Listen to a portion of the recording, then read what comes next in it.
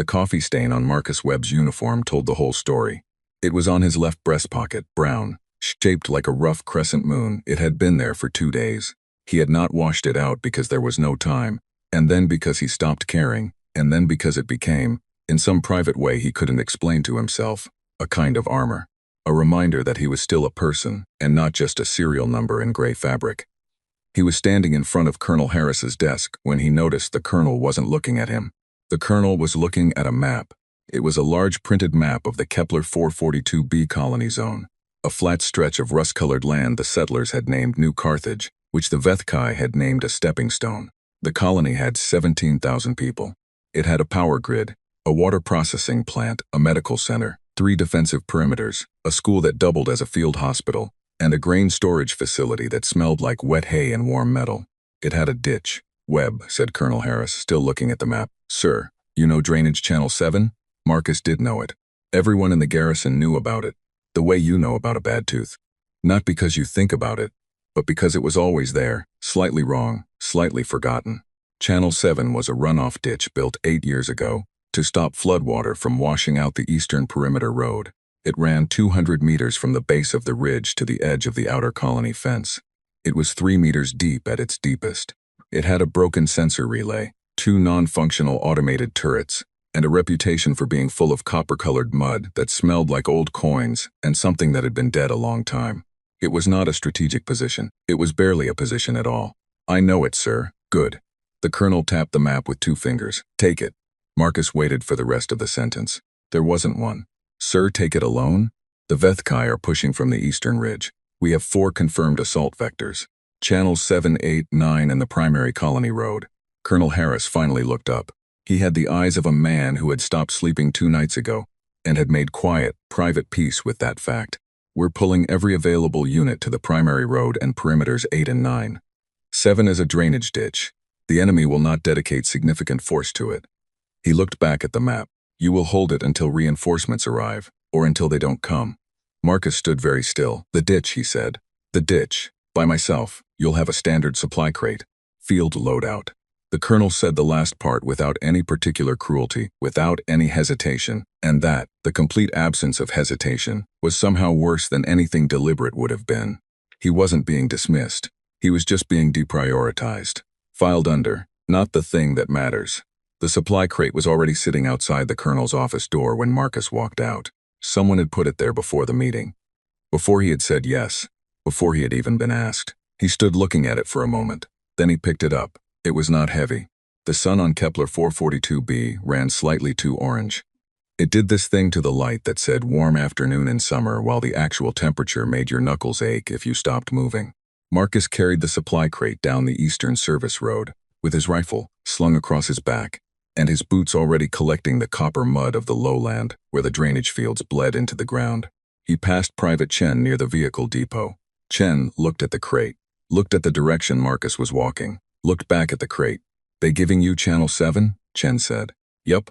Alone? Yup. Chen's mouth made a shape that lived exactly halfway between sympathy and a laugh. It didn't fully commit to either. Well, he said, stay low. Marcus kept walking. The ditch opened in front of him like a long scar cut into the red earth. From the ridge above, it probably looked like nothing.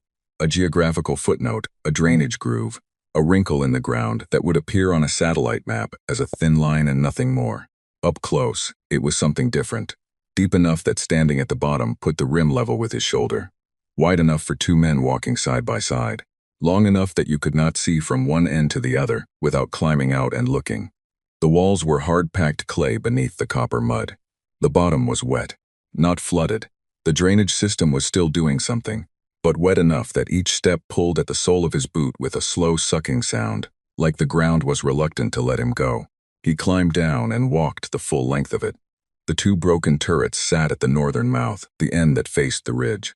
They were M7 automated perimeter defense units, squat and gray, low to the ground, built to rotate and fire on motion-detected targets. One had a cracked casing on the right side, where something had hit it hard. The other had simply stopped working at some point in the last year, and no one had come to find out why. He tried the power switches on both. Nothing from either of them. The sensor relay was a box on a post at the midpoint of the ditch. It had a yellow fault light on its front panel, blinking on and off with a slow rhythm of something that had been broken so long, it had stopped caring about being broken. He opened the supply crate and looked at what he had. 300 rounds of standard 7.62 rifle ammunition, 4 fragmentation grenades, gray-cased standard issue, 1 emergency medical kit, the small kind, the kind that said without saying anything, "We don't expect you to need much," 2 days of field ration packs, a short-range comm unit with a battery at 60%, and at the very bottom, under all of it, because someone had packed it as an afterthought, or a joke, or neither, a thermos of coffee, already cold. Marcus sat on the edge of the crate and drank the cold coffee and looked at his 200 meters of mud-walled ditch and thought. The Vethkai were going to come from the ridge. That was where they always came from, because the ridge gave them height and cover, and the long sight lines their formation tactics needed. They were going to come in their standard column formation. The Vethkai did everything in formation. It was the foundation of their whole military identity. And they were going to reach the northern mouth of Channel 7 and see one human cadet standing in a drainage ditch, and they were going to do whatever the Vethkai equivalent of a laugh was, and then they were going to walk straight through, unless he made that straight line into something else. He finished the coffee. He picked up his rifle. He looked at the ditch, not the way you look at a problem, the way you look at raw material. He spent the first hour taking the M7 turrets apart, not to fix them. He had enough field training to understand that the cracked casing on the first unit had sheared through the targeting processor. That was dead. That was gone. No amount of wanting would change it. The second had a fried power cell, which was also a dead end with no tools and no replacement units. But the motion detection sensors in both of them were separate from the main system. They ran on their own small internal battery, and they communicated on a short-range electromagnetic ping. They still worked. He used his field tool, the small flat-handled multi-use tool every cadet carried mostly for opening sealed ration packs, to pull the sensor cylinders free from both turrets. Each one was about the length of his hand, gray and cylindrical, with a range of 15 meters in a forward cone. When they detected movement, they sent a pulse. He had 2 sensors and nothing for them to trigger. He thought about that for a while. He thought about the 4 grenades sitting in the crate. He didn't decide anything yet. He just kept the problem running in the background and kept moving. The northern approach, where the Vethkai would enter, had a natural choke point about 60 meters in. The ditch walls came closest there, narrowing to roughly 2 meters of width before opening up again toward the southern exit near the colony fence. That narrowing was just geology. The clay formation did it naturally. It had never been designed as anything. But anyone moving through the ditch from north to south would have to pass through that gap in single file or near to it. Marcus looked at the narrowing for a long time. Then he climbed down to the waterline and started digging with the field tool and both hands. The clay was hard on the surface and softer an inch below, and the copper mud was everywhere within seconds, and his hands were brown to the wrists within the first 5 minutes, and new stains were appearing on his uniform to keep the old coffee stain company, and he didn't care. He kept digging. He was cutting shallow shelves into the ditch wall, low near the waterline, below where anyone walking through would naturally look. Each shelf was about 30 centimeters deep and 40 wide, big enough to hold things, stable enough to hold them without shifting. He made 3, 1 on each side at the narrowing, 1 just past it on the south side. He left them empty for the moment. He climbed out on the colony-facing southern side and looked at the ground level. Flatland running toward the outer fence 150 meters away. Scrub grass, a few low rock clusters. No cover worth the name, but no obstacles either. He walked north along the ridge-side rim of the ditch, staying as low as he could, studying the approach. The ridge was 400 meters out, maybe a little more. The trees there were gray-blue, with broad flat leaves that knocked against each other in the wind like ceramic plates being stacked. The Vethkai would stage inside that tree line. They would come out of the forest, cross 400 meters of open ground, reach the northern mouth of the ditch, and move through it heading south toward the colony fence. They would not expect anything waiting for them in the ditch. They would not expect one cadet, an unremarkable, coffee-stained, third-year cadet who had been assigned here because he was the most expendable person in the garrison, to have done anything useful with his afternoon. That gap, the space between what they expected and what could actually be true, that was the only weapon he had with any reach. He went back down into the ditch. By the 3rd hour, his knees hurt and his back was tightening up and the cold was getting into his fingers despite the work.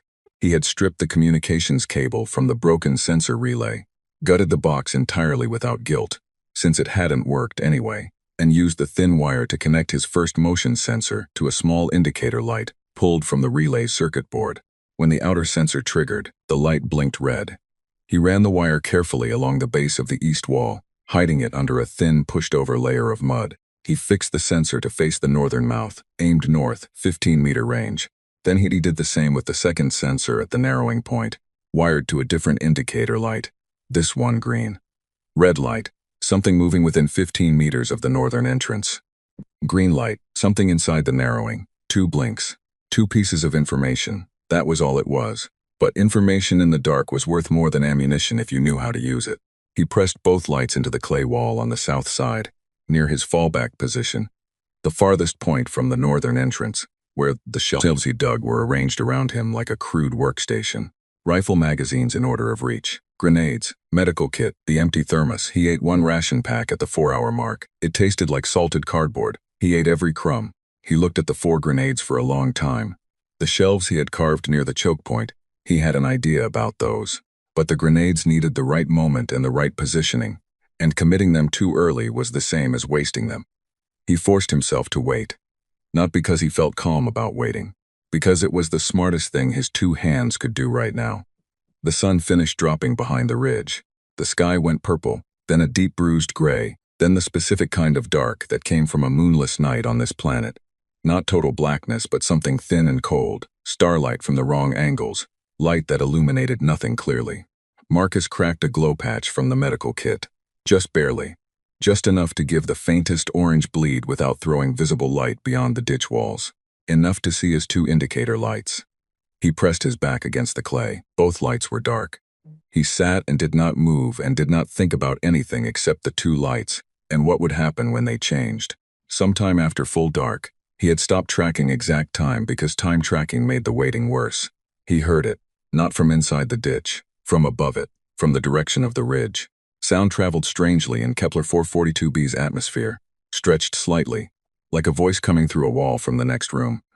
What he was hearing was the Vethkai moving into staging positions, the low harmonic hum of their field communication units, the faint repeated clicking of their armor plates adjusting and locking as they moved. They sounded like machinery that had learned to breathe. They were not trying to be quiet about it. There was no reason for them to be. This was a drainage ditch. 1 human cadet, a footnote in their assault plan. The kind of position you cleared between the real objectives, almost as an afterthought, the way you close a door behind you when leaving a room. The red light blinked. Marcus put the thermos down against the clay wall. Carefully, no sound. He lifted his rifle with both hands and settled into the firing position he had decided on 4 hours ago, back low against the southern wall, angle covering the northern approach, the choke point between him and whatever was coming. The red light blinked again and again. Steady now. Whatever was out there had passed the 15-meter mark and kept moving. Marcus took 1 breath, held the second one. The Vethkai were in his ditch. There were 3 of them. Scout unit. Marcus could tell by the spacing of the sounds. The soft displacement of mud, 3 distinct rhythms, staggered as they moved. Vethkai scouts moved in a triangle pattern, the lead unit 2 steps ahead, the other 2 flanking slightly behind and wide. He had read about it in the tactical manual. The manual had made it sound almost elegant. In the dark of a narrow ditch, 3 meters below ground level, with copper mud sucking at every step, it sounded like nothing elegant at all. He did not fire, he let them come. The green light blinked. They were in the choke point. Still Marcus didn't move. He kept his back flat against the south wall, his rifle ready but aimed at nothing yet. And he breathed shallow and slow and watched the darkness of the ditch resolve slowly into shapes as his eyes found the faint edge of starlight above the rim. The first shape came through the narrowing upright and unhurried. Taller than a man by half a head, broader through the chest, wearing Vethkai field armor that caught no light because it had been designed to catch no light. Behind it, the second shape. Behind that, the third. They stopped. The lead scout stood in the middle of the ditch, a few meters south of the narrowing, and looked around. Marcus could hear the soft scanning pulse of a Vethkai sensor unit built into the scout's helmet, a low tick-tick-tick that swept and returned, mapping the space, finding the broken turrets, finding the stripped relay post, finding nothing threatening. One of them made a sound, low, almost subsonic, the particular Vethkai tonal frequency that military linguists had spent years categorizing. Marcus had heard recordings of it in his second-year field communications course. The instructor had translated the frequency band as indicating something between dismissal and of expected condition in human language, as we thought. Nothing here. The lead scout began moving south again. Marcus let them reach the southern exit. Let them climb up and out of the ditch onto the flat ground between the channel and the colony fence. He heard them moving. 3 sets of footsteps on harder ground, heading toward the fence for a close-range assessment. He pressed himself flatter against the wall and didn't breathe loud. They did their sweep. 5 minutes, maybe 6. Then they came back, dropping back down into the ditch's southern end, moving north toward the ridge to report. 3 shapes passing him in the near dark, 2 meters away, so close he could hear the micro-adjustments of their armor servos. They passed him. They reached the choke point. They went through it. The red light blinked, then dark, then dark. They were past the outer sensor, back in the open approach, heading home to tell the main force that Channel 7 was clear. Marcus released the breath he had been holding for the last 90 seconds. He looked at his 2 lights sitting in the clay. He looked at the choke point. He looked at the 3 shelf notches he had carved near it. He had maybe 2 hours before the main force came. He started working. The idea he had been turning over since the afternoon was this. The choke point was the only place in the ditch where the enemy had to compress, where a formation became a single file, where the advantages of numbers and spacing that the Vethkai relied on went temporarily small. 2 meters wide, that was the narrowing. 2 meters. He positioned the first grenade in the left side shelf at the narrowing. He did not pull the pin. He wired the pin to a thin length of stripped cable, running the cable along the bottom of the wall to his position at the south end. When he pulled the cable, the pin would pull. He had 4 seconds after that, standard fuse on field grenades, before it went. He did the second grenade the same way on the right side shelf. 2 separate cables, 2 separate triggers, both held in his left hand. He positioned the third grenade in the shelf just past the choke point on the south side, angled back toward the narrowing. Same wire setup, third cable. He held the 4th grenade in reserve and put it in his chest pocket. He sat back and looked at his 3 cables and thought through the sequence. Enemy enters ditch from north. Red light. He waits. They reach the choke point. Green light.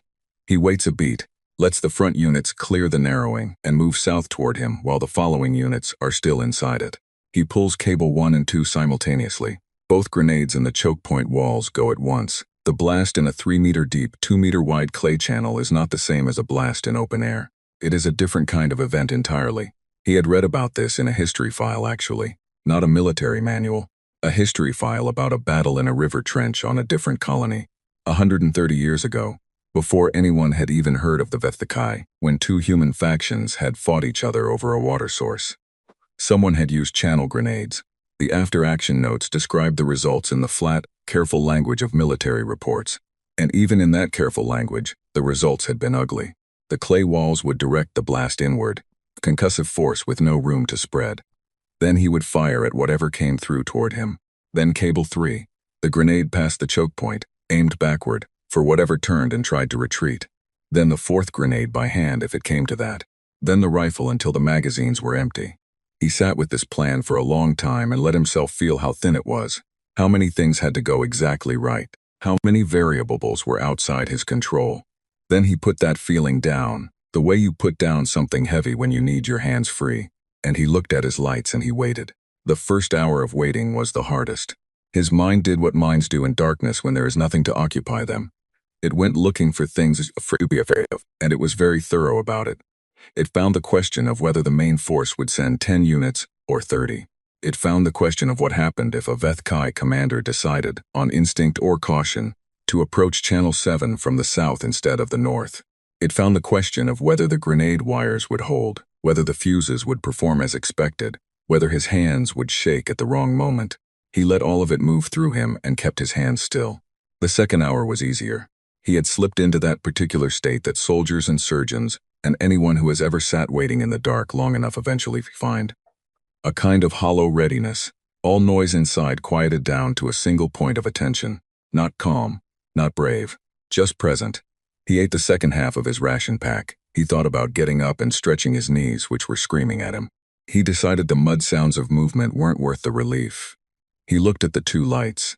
He looked at them until they were the whole world. Midway through the third hour, sounds drifted over from the west. Muffled, distant. The percussion of weapons fire, not at Channel 7, but at Perimeter 8. The main assault was beginning somewhere. The garrison was engaging the primary force vectors, which meant the secondary forces were beginning their approach too. Marcus pressed his back flat. The red light blinked. Not a scout rhythm this time. Faster. More weight behind the mud sounds from the north. More steps, more mass, a crowd of sound where 3 individuals had been before. He tightened his grip on the 3 cables. The red light blinked and blinked and blinked. Steady now. A continuous signal. Multiple contact points moving inside the sensor range simultaneously. He counted heartbeats. 12, 15. The sounds reached the choke point. The green light blinked on and stayed on. Marcus waited one more full breath. The front units clearing the narrowing. The following pressed behind them, still inside it, and then he pulled both cables, left hand, one sharp tug on each at the same time. He had time to press himself flat and cover his ears before the world inside the ditch became noise. The 2 grenades went within a fraction of a second of each other, and the sound they made in the enclosed clay channel was not the flat crack of an open field detonation. It was a compression, a hard, massive push of air that hit Marcus in the chest like a shove even from his position 20 meters south. Dirt and clay fragments rained on him. The walls of the ditch absorbed the blast and threw it back inward, and the sound was enormous and then suddenly gone, replaced by a ringing silence and then screaming. Vethkai didn't scream in frequencies humans could easily hear, but at high physiological distress the low harmonic of their vocalizations spiked upward, and what filled the ditch was a high-pitched, overlapping layered sound that Marcus had no language for, except that it was awful. He was already up and firing. The units that had come through the choke point before the blast, 2, maybe 3, were disoriented. In the ditch ahead of him, Shape stumbled. His rifle was on semi-automatic and he fired controlled pairs, the way he had trained, the way that felt almost mechanical now. 1-2, shift, 1-2, shift. The first Shape dropped. The second took a hit and moved sideways into the wall. He fired again. Behind him, nothing. They had come in from the north, and his cable 3 was for the ones who turned back. He heard movement in the choke point, something trying to push through the aftermath of the blast. He pulled cable 3. The third grenade sent its force northward, through the narrowing, and the sounds from the choke point stopped. Then there was a long moment of near silence broken only by the ringing in Marcus's ears and the distant thud of the battle at perimeter 8. He counted to 5. He moved north carefully, stepping around the shapes in the mud, keeping his rifle ready. The 2 units he had dropped in the south end of the ditch were down and not moving. At the choke point, the blast damage was significant. The clay walls had fractured and partially collapsed. 3 more Vethkai were down in the narrowing and just past it. He counted. 5. He moved to the north of the choke point and looked at the approach. Empty. The red light was dark. Whatever had come in had either been in the ditch or had pulled back to the ridge when the grenades went. He stood still for a moment in the ruined choke point with his rifle and the smell of clay and burnt metal and listened. Across the comm unit, voices were clipping in and out. The garrison's main command channels were saturated. Everyone talking at once, the sounds of the primary engagement bleeding through as static and fragments of sentences. He caught parameter 8 holding and 9 taking pressure and nothing else that was coherent. No one called his channel. No one checked on the ditch. He went back to his position at the south end and sat down. His hands were shaking. Not wildly, not a collapse, but the particular vibration that came when the body understood what had just been asked of it and was filing a formal complaint. He let them shake. He reloaded the rifle. He pressed his back to the clay. He had 300 rounds minus what he had fired, maybe 260 left. He had 1 grenade in his chest pocket. He had no more wires and no more shelved grenades. Whatever came next would be direct. The red light was dark. He looked at it and waited for it to change. Somewhere north of the ridge, the Vethkai scouts had reported back, and now the unit commander was reading their report, and the report said, Channel 7 was clear scouted, confirmed, no threats. And then immediately after that, the reports from the assault units said 5 soldiers were down in the channel and the approach was contested. Marcus sat in the mud and thought about what a Vethkai commander would do with that information. He thought, they're going to send more, he thought. They're going to send a lot more. He looked at the dark red light. He looked at the single grenade in his pocket. He picked up the cold, empty thermos from where it sat against the wall and looked at it for no reason he could name. Just holding it, just having something to hold. Then he put it back down. He straightened his grip on the rifle. He waited. The Vethkai commander's name was something that had no human pronunciation, and the humans in the garrison had designated the commander, based on intercepted communication signatures, only as Ridge 7 Actual. Ridge 7 Actual had a problem. The problem was not that 5 soldiers were down in a drainage ditch. 5 soldiers was within the acceptable range of a contested approach. Problems arose. Obstacles were removed. This was the ordinary arithmetic of an assault in progress. The problem was the report itself. The scouts had cleared Channel 7, confirmed no threats, confirmed single human presence, no fortifications, non-functional defensive units, and then 5 soldiers had gone into that confirmed clear channel and not come out. That was not an obstacle. That was a contradiction. And the Vethkai, who built their military doctrine on the near-religious authority of confirmed intelligence, found contradictions deeply, fundamentally offensive. Ridge 7 Actual sent 12 soldiers into Channel 7. This was not a small number. This was a correction. A sharp, hard correction sent to fix a problem that should not have existed. Marcus saw the red light blink on and stay on long before he heard them. He counted the weight of the sounds as they moved through the northern approach. More feet in the mud, more mass. The sounds of units moving in coordinated spacing, the Vethkai way, the way they moved everywhere always. Tight, controlled, professional. He had 258 rounds and 1 grenade and a drainage ditch. He did not move from his position at the south end. He let them come to the choke point. The choke point was damaged from the earlier blast. The walls had partially collapsed on both sides, narrowing the space further. Instead of 2 meters wide, it was now barely wide enough for one person at a time. Maybe 1.5 meters through the rubble. The blast debris was still in the channel. Clay chunks, loose soil, pieces of what had been the wall. He had not planned that. It had just happened. He spent a moment appreciating it. Then the green light blinked on and he started shooting.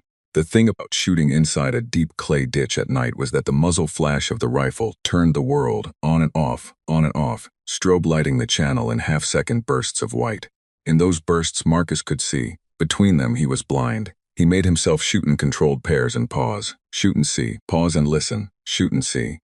The first unit through the choke point went down before it reached him.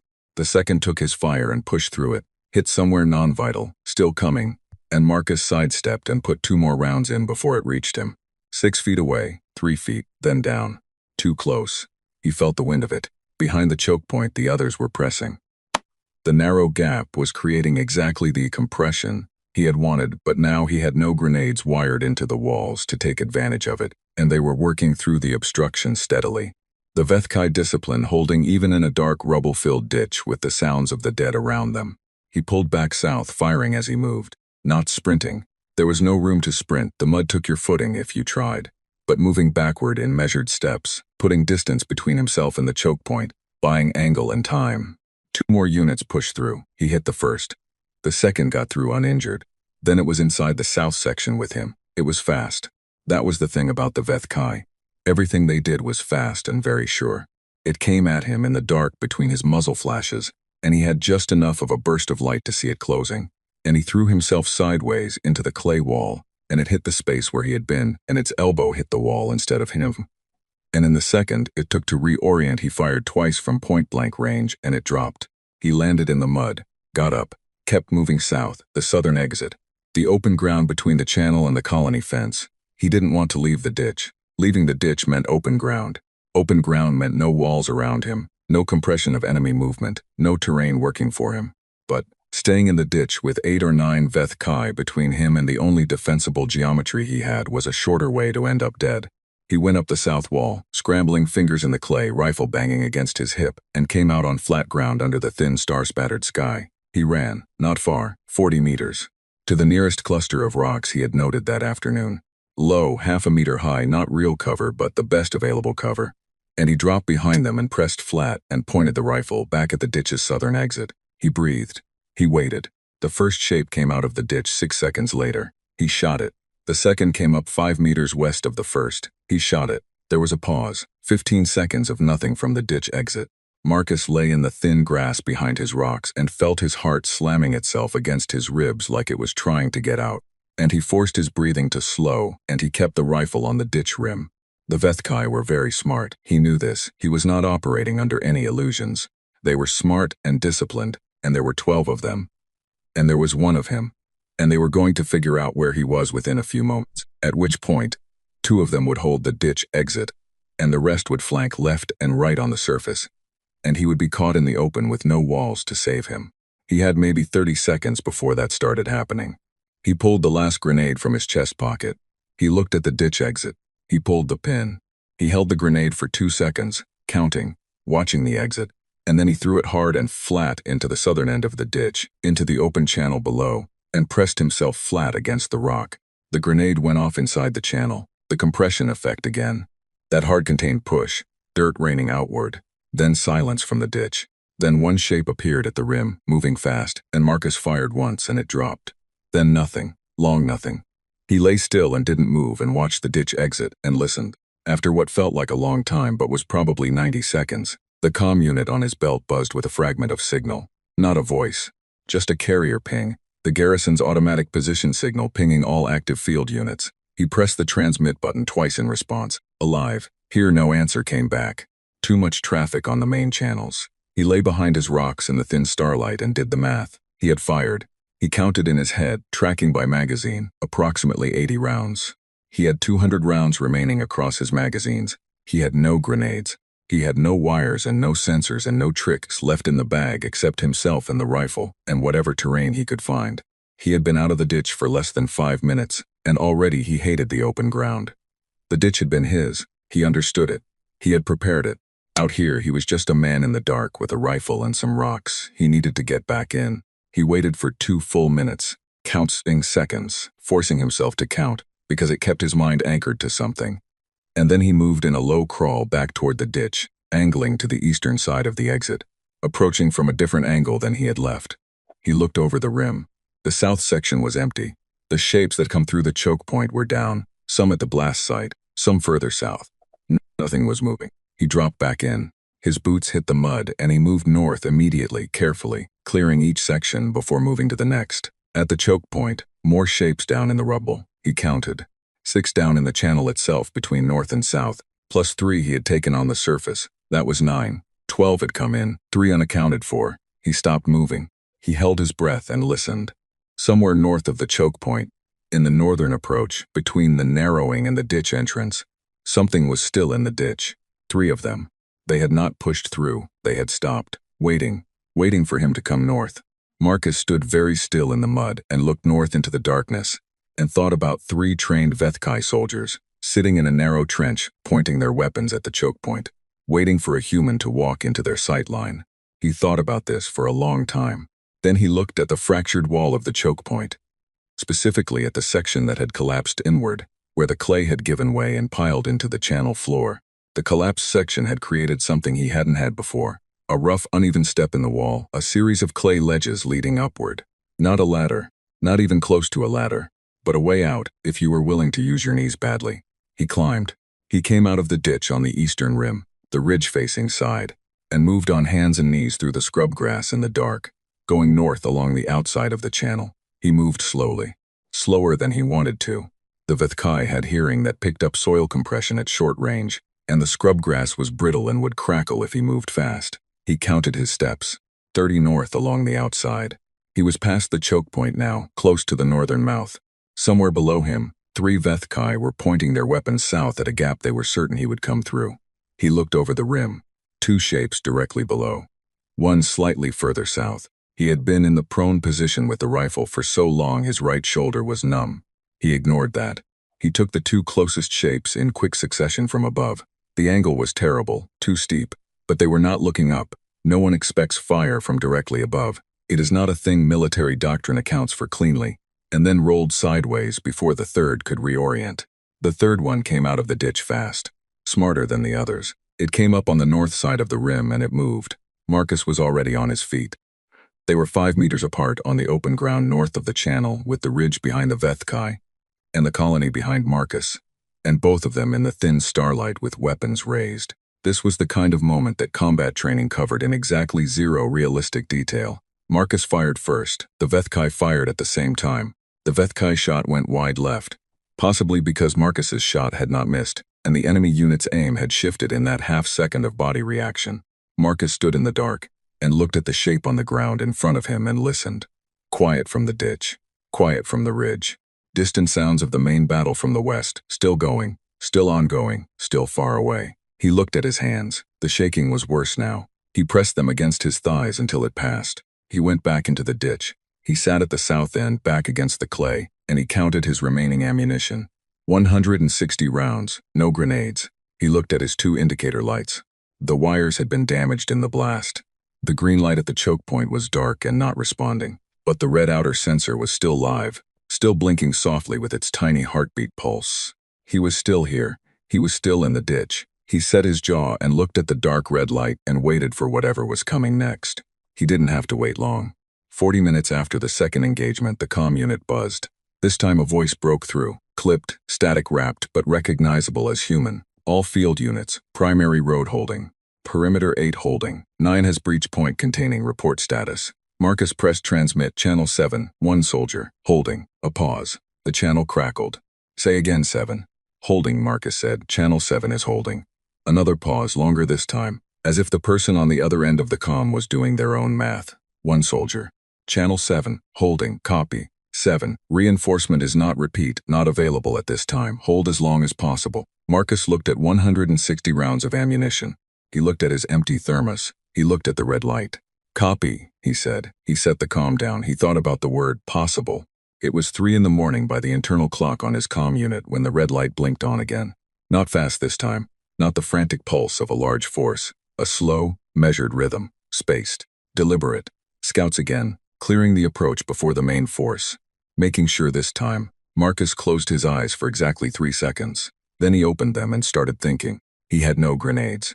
He had 160 rounds and 2 walls of clay and 200 meters of trench and a broken thermos and whatever was in his head. The Vethkai were about to send everything they had at Channel 7. Not because it mattered strategically, because now it was personal. He looked at the red light. He thought, good, he thought. Let them come thinking this is a mop-up. He picked up the rifle. He began to move. The scouts found nothing. That was the point. Marcus was not in the south end when they swept through. He was not in the choke point. He was not behind the rock cluster on the surface where he had sheltered earlier.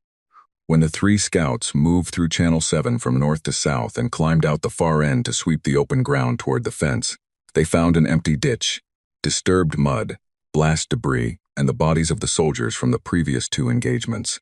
They did not find Marcus. He was above them.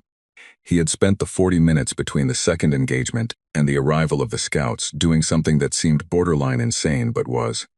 When he ran through the available options, the least insane thing left. He had climbed out of the ditch on the ridgeside rim and crawled north through the scrub grass to a position just beside the northern mouth, the entrance, the point where the Vethkai were coming in from. He had found a low depression in the ground, a natural fold in the earth at the very lip of the channel, and he had pressed himself into it face down, and he had covered himself in copper mud, pulling handfuls of it from the ditch rim and pressing it onto his arms and the back of his neck and his hair. He smelled terrible. He lay completely still. The scouts had come down the slope from the ridge and entered the ditch 2 meters from his head. He had heard their breathing, that low, almost subsonic in-out of Vethkai respiration, so different from human breathing that it took new soldiers a long time to identify it as breathing at all. He had heard the soft clicking of their armor. One of them had stepped within arm's reach of where he was lying. None of them looked at a muddy depression by the ditch entrance that smelled like copper and death. They went south. They confirmed the ditch was empty. They climbed out and swept the open ground and found nothing. They went back north. They passed Marcus again. He watched them go through the thin gap between his folded arms, his face 2 inches from the ground. He gave them 5 minutes to reach the tree line.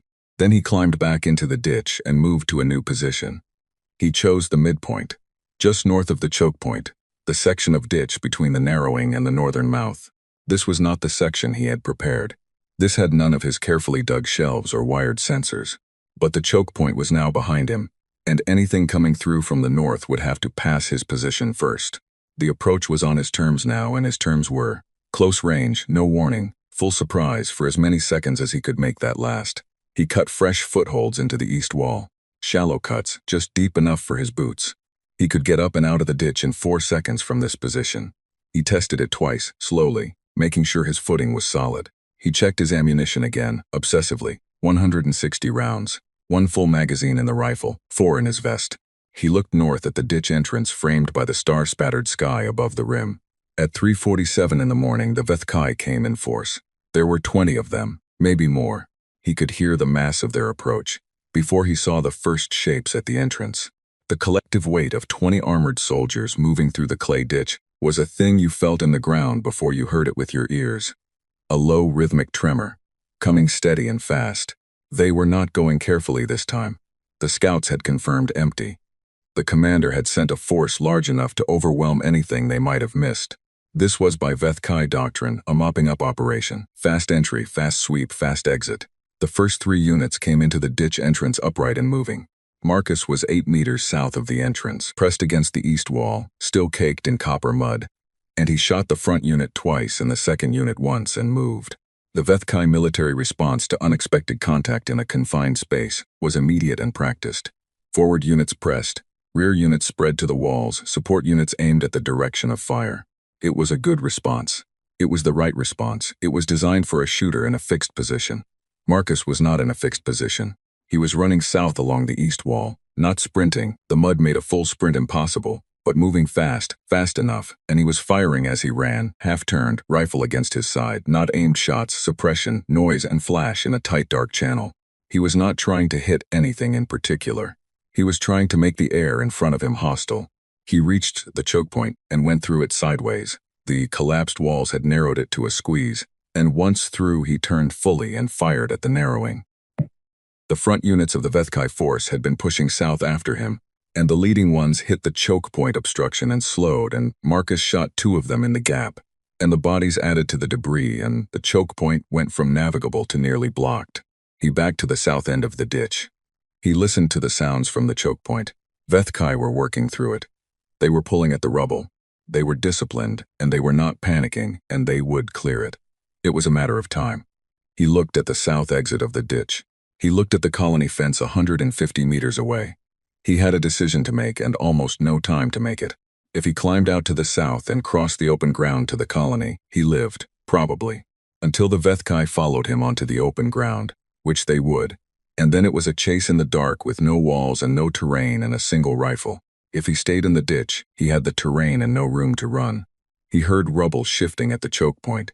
He stayed in the ditch. He did something that was not in any manual he had ever read. He went back north. Not through the choke point, through the wall.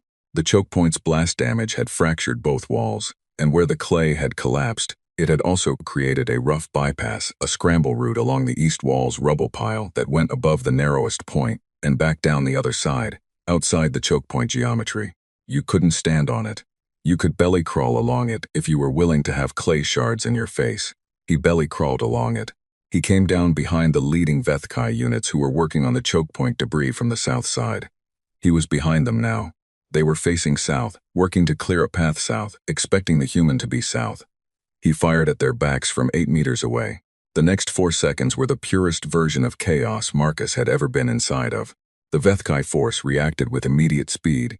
They turned, they spread, they brought weapons up, but they were turning from a direction they had just come from, in a ditch, in the dark, with the rubble of the choke point on one side, and an enemy who was now south of them and north of them simultaneously in their immediate tactical understanding. That half-second of reorientation was expensive.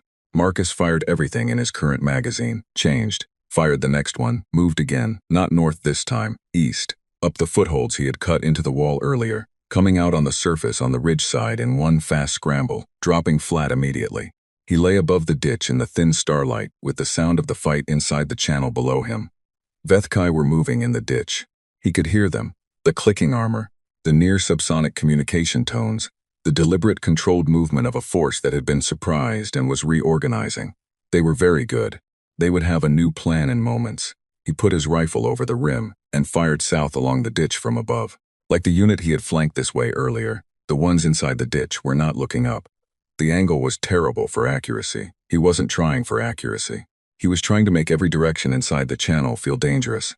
He moved west along the surface rim, 10 meters, and fired down again from a new angle. Moved east, 15 meters, and fired down again. He was one person. He was making himself feel like many people. He ran out of his third magazine.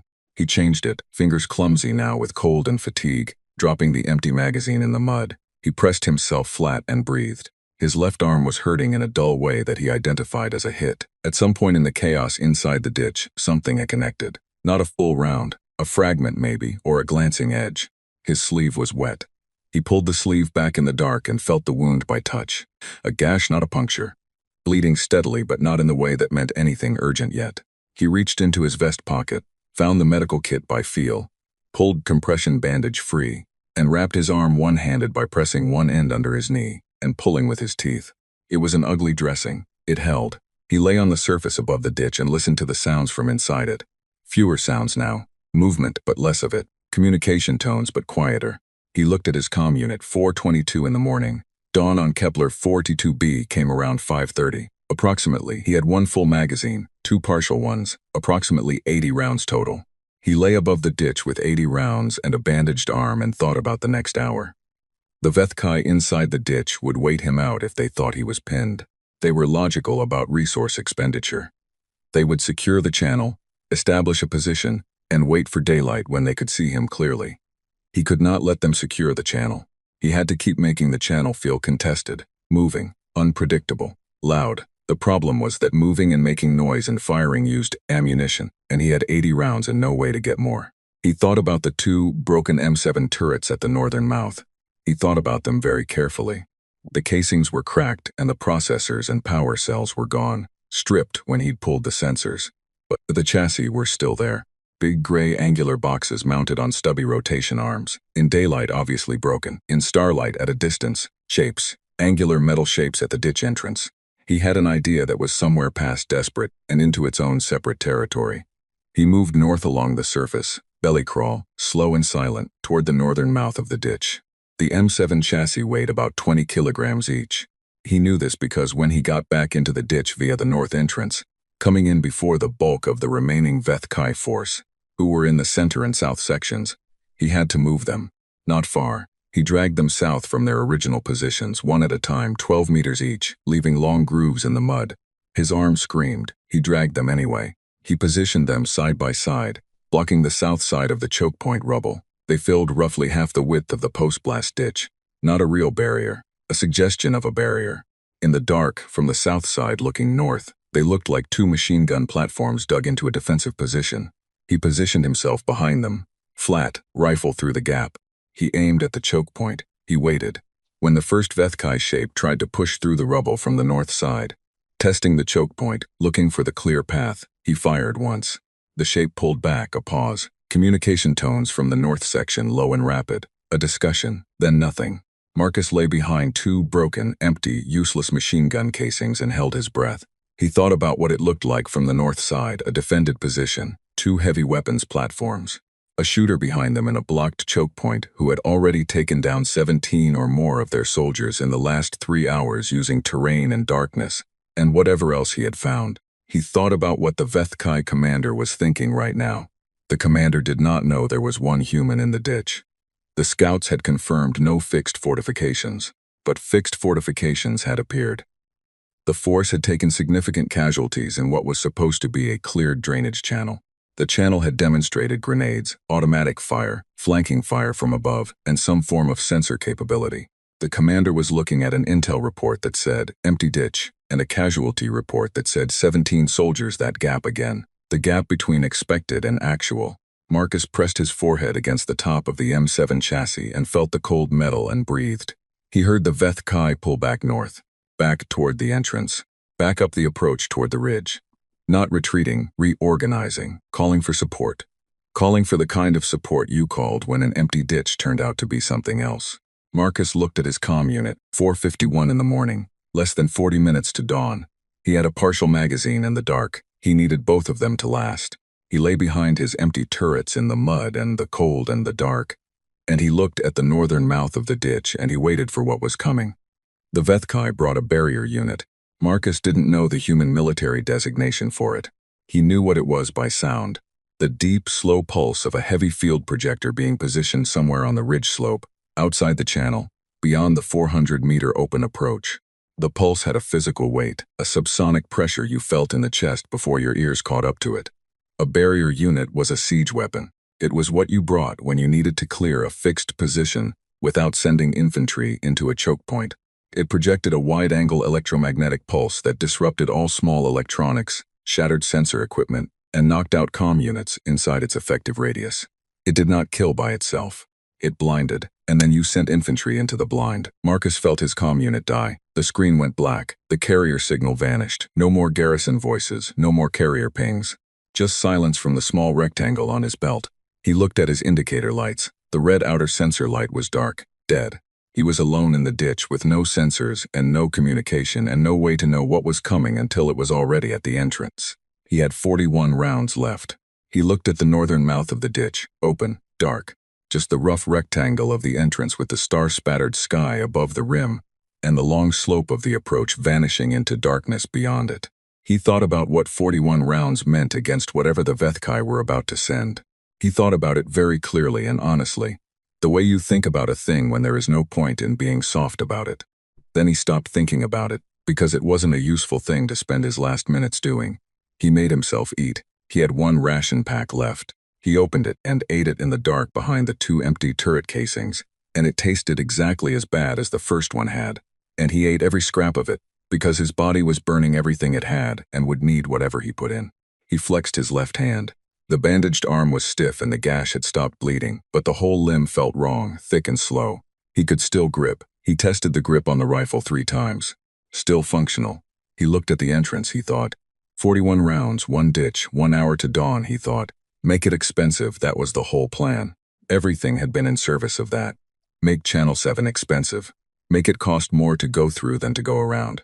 Make the Vethkai spend soldiers and time on a drainage ditch, until those soldiers and that time became a thing their assault plan couldn't absorb. He had not won anything. He had not stopped anything. He had been a stone in a boot for 7 hours. He intended to keep being a stone for 1 more hour. He pressed his back flat against the M7 chassis and pointed his rifle at the entrance. He waited. They came at 5 in the morning and they came differently. No column, no formation sweep.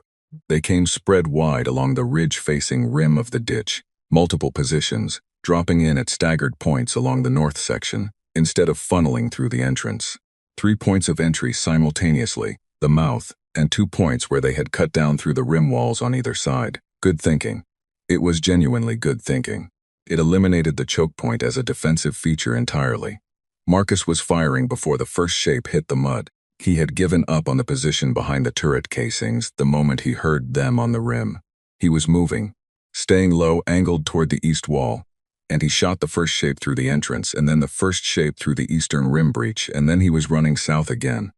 Moving, always moving, never where he had been for more than 3 seconds. He had 31 rounds by the time he reached the south end. He climbed out. Open ground. Colony fence 150 meters ahead. Thin star-fading sky. The sky was changing. He noticed this through everything else. The absolute black was softening toward the deep blue of coming dawn at the highest point of the sky. A thin line of something not quite dark at the eastern horizon. He turned and fired back into the ditch entrance as the shapes came up out of it. 3 rounds, 2 hits, 1 miss, 28 rounds. He moved toward the rocks and fired from there.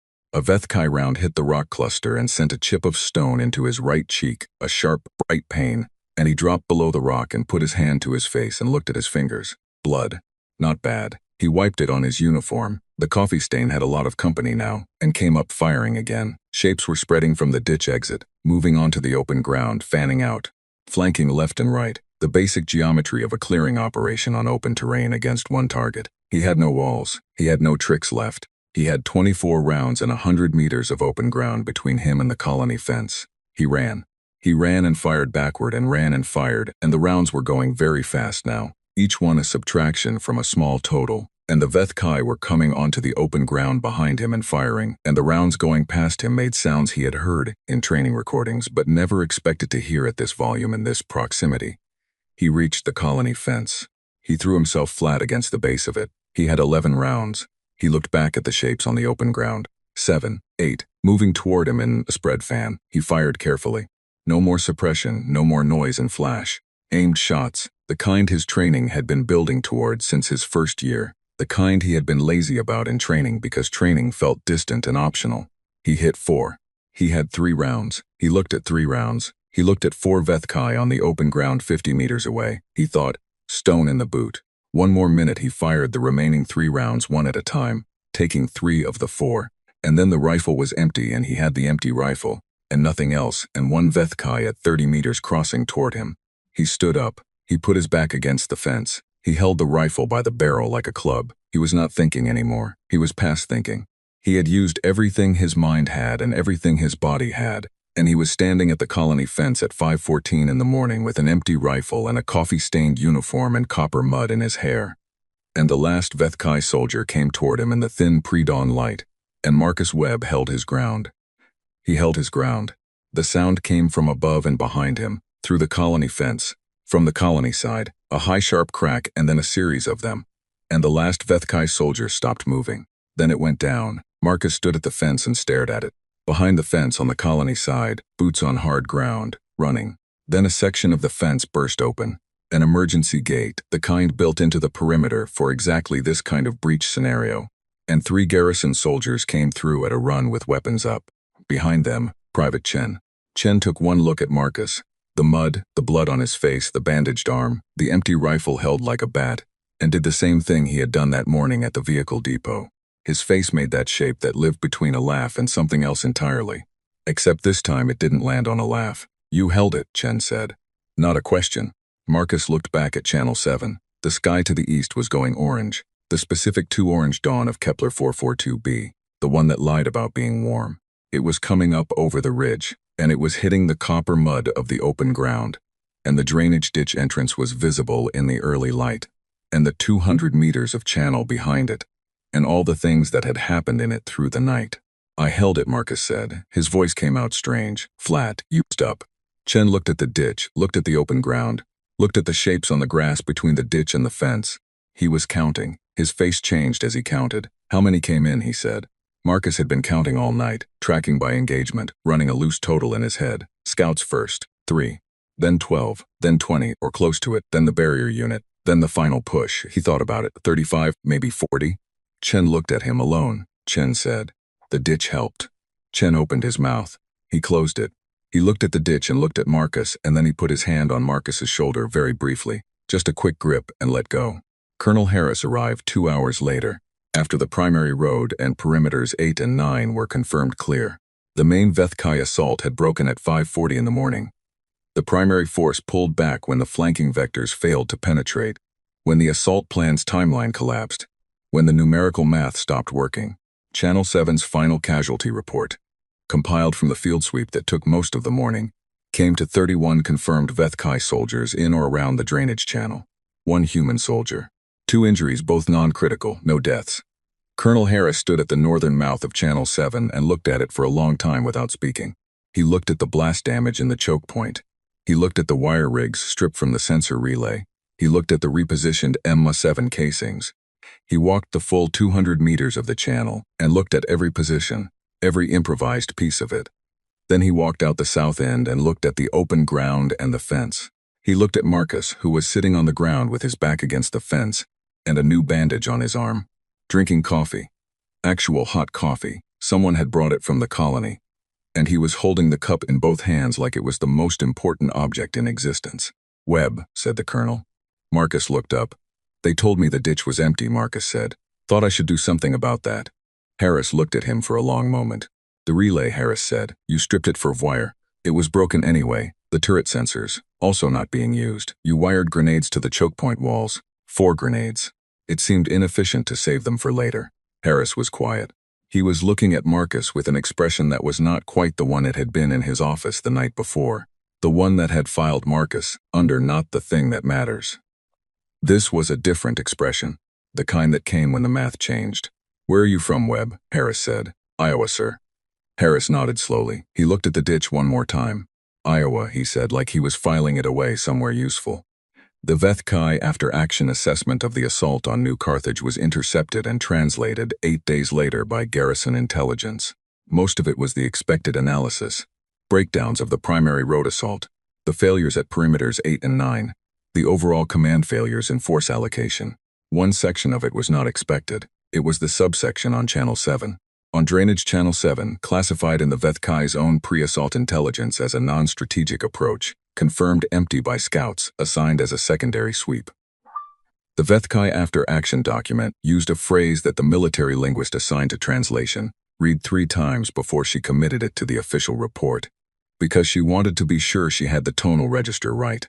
The Vethkai word cluster, in its full military doctrinal context, translated approximately as fortified hell position, confirmed human occupation, do not reapproach without heavy support hell position, for a drainage ditch, for one human being and whatever he had found in his pockets. The translation was passed up the chain with a note attached, in the military linguist's own handwriting, that said simply, "See Channel 7 engagement report, 1 soldier, 3rd year cadet. Coffee stain on uniform." The note found its way to Harris's desk. Harris read it. He picked up his pen and wrote at the bottom, "Promote." Marcus Webb heard about the Vethkai report on the same day his promotion paperwork was submitted. He was in the garrison's medical unit, getting his arm properly stitched by a doctor, who kept making noises of professional disapproval at the compression bandage he had applied one-handed in the dark. Someone told him what the Vethkai had called the ditch. He sat with that for a moment. Hell position. He thought about the 200 meters of copper mud, the broken turrets and the stripped relay and the wire rigs and the carved shelves. The empty thermos at the south end, still sitting where he had left it. The blast debris in the choke point. The long night of a red light blinking and the rifle getting lighter, and the sky getting slowly, finally orange. He thought about a drainage ditch that nobody had thought worth defending. He thought, it was worth defending, he thought. Everything is worth defending, if you decide it is. The doctor finished the stitching and told him to keep it clean, which seemed like a mild request given the circumstances. Marcus thanked her. He stood up. He put his uniform jacket back on over the bandaged arm and fastened it up. The coffee stain was still there. He looked at it. He left it.